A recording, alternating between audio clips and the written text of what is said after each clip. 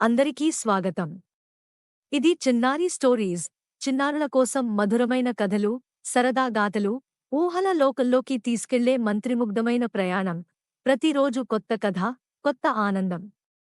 రండి, మనం కలిసి కథల లోకంలోకి వెళ్ళేద్దాం. ఒక చిన్న ఊరిలో చిట్టి అనే పాప ఉండేది. చిట్టి చాలా అమాయకురాలు. పూలతో ఆడుకోవడం అంటే చాలా ఇష్టం. బతుకమ్మ పండుగ సమీపిస్తుండటంతో ఊరి అమ్మాయిలందరూ పెద్ద పెద్ద బతుకమ్మలు చేసుకోవడానికి పూలు తెచ్చుకున్నారు. రంగురంగుల గులాబీలు, గన్నేరు, చామంతులు, తంగేడు పూలు అన్నీ సేకరించారు. కానీ చిట్టికి అంత పెద్ద బతుకమ్మ చేసుకునే అవకాశం లేదు. ఆమె పేద ఇంటికి చెందినది. పూలు కొనడానికి డబ్బులు లేవు. ఆమె దగ్గర లభించినవి కొద్ది అడవి పూలే. అయినా చిట్టి నిరాశపడలేదు.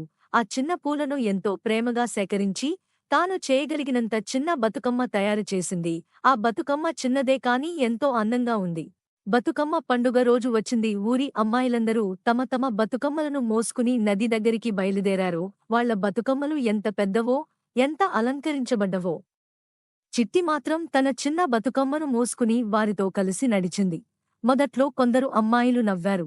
అయ్యో, ఎంత చిన్న బతుకమ్మ అని. కాని చిట్టి మాత్రం ఆనందంగా తన బతుకమ్మతో పాటలు పాడుతూ, ఆటలో ఆడుతూ వెళ్ళింది.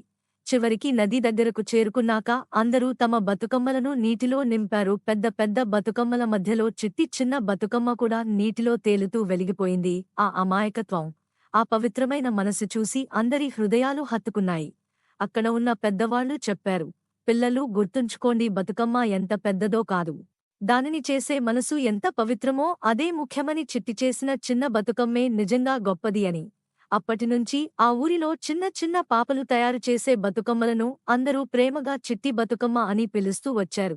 ఇదే మన తెలుగు సంప్రదాయంలో నిలిచిపోయిన అందమైన కథ, చిట్టి బతుకమ్మ కథ.